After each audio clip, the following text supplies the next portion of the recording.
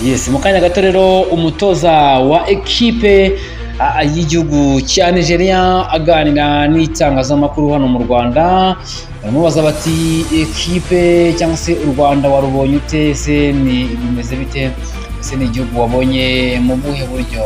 Aravuga ati ni inshuro yanjye ya mbere mu Rwanda, ati ni ahantu heza, ati kandi hari abantu bagira urugwiro. Umutoza rero baza kubamubaza baramubaza bati se ati ntabwo bufite bwo gukina n'ikipe y'igihugu y'u Rwanda, ati kandi kuwa gatandatu mwarakinnye umukino.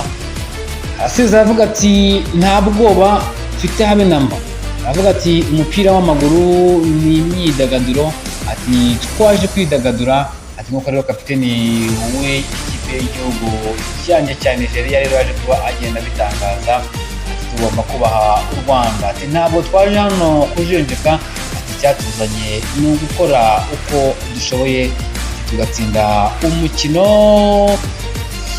dufite hano mu Rwanda. Ubwo rero kandi si we wenyine baganirije, dore ko baje ko baganiriza na kapiteni wa Nigeria n'umuvandimwe bita William, nawe rero yaje kuba atangaza byinshi bitandukanye. Rero abazoba intego bazanye mu gukina n'ikipe y'igihugu y'u Rwanda, aravuga ati ni inshuro ya mbere nje mu Rwanda, ati nk'uko umutoza yaje kuba agenda abigarukaho, ati batwakiriye neza rwose, ati ku kijyanye na serivisi rwose ntacyo twabashinja, ati gusa icyari ikinanshishikaje ati ni ukureba ahantu tuzakinira, ati nabonye ikibuga rwose ari cyiza, avuga ati rwose twazanywe na hano na gahunda ikomeye cyane, ati turabizi ko u Rwanda ari ekipe nziza, ati kandi turayubaha. Aravuga ati twiteze umukino mwiza ku munsi w'ejo, ati tuzakora ibishoboka byose kugira ngo dutsinde, ati ndabizi abahungu bacu bafite icyizere, ati kandi nizeye ko tuzerekana ibyo bose batwitezeho, ati intego yatuzanye ni ugutsinda. Rero ibyo baje ko abanyamurenge nyine bagenda batangaza bitandukanye.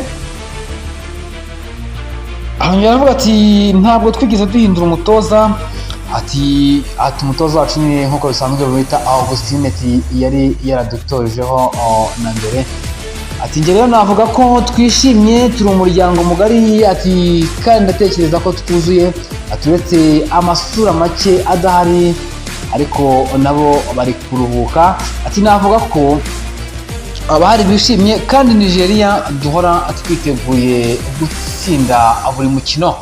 Ibyo rero byishiro byaje kuba bigenda bitangazwa na umutoza w'ikipe y'igihugu ya Nigeria ndetse n'umuvandimwe Williams, kapiteni wa ekipe y'igihugu rero ya Nigeria, birumvikana. Ubwo rero kandi nibyo baje kuba bagenda batangaza mu kandi ku ruhande rwa ekipe y'igihugu Amavubi, umutoza Frank nawe waje kugira ibyo atangaza byinshi bigiye bitandukanye aganira n'itangazamakuru.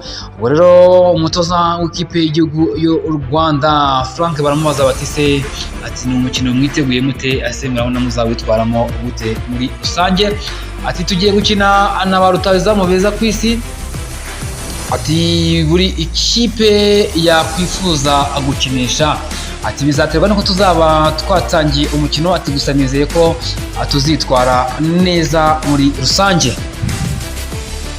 Ubwo rero kandi umutoza w'igihugu y'Amavubi Frank aravuga ati icyo nakwizeza abanyarwanda, ati nuko rwose bazabona umukino mwiza kandi bazabona ibyo nabamenyereje, ati kandi abasore banjye bazabona ko cyangwa se bazabereka ibyo nabigishije.